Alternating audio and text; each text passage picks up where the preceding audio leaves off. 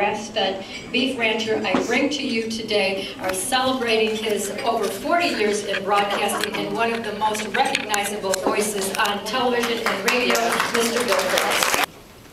You may recognize this.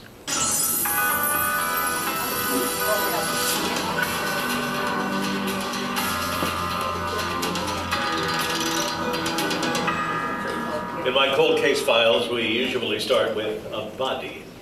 In this case, the bodies are multiple, specifically 400,000 people.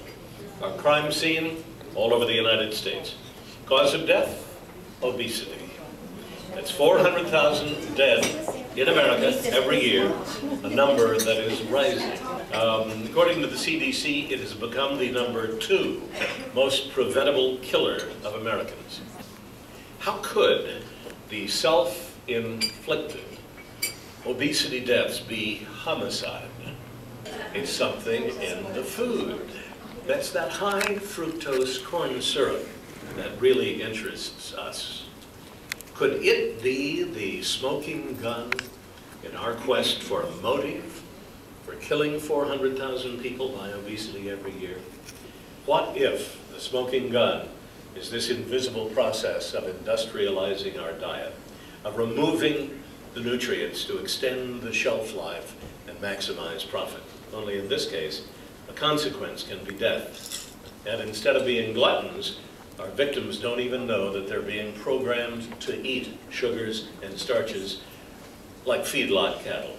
In grain-fed cattle, saturated fat, the worst kind, the artery-clogging kind, grass-fed cattle have much less saturated fat to start with, and it is unsaturated fat.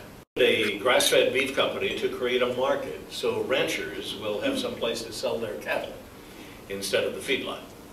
And that's a journey I've been on for about 3 years. I found that a kind of miracle happens when you go back to the old ways, and in the beef industry, it's going back to grass.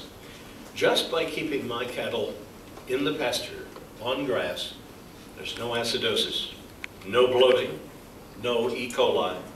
I don't need to feed them antibiotics. Certainly we don't have any growth hormones. And most of all, we don't have any corn.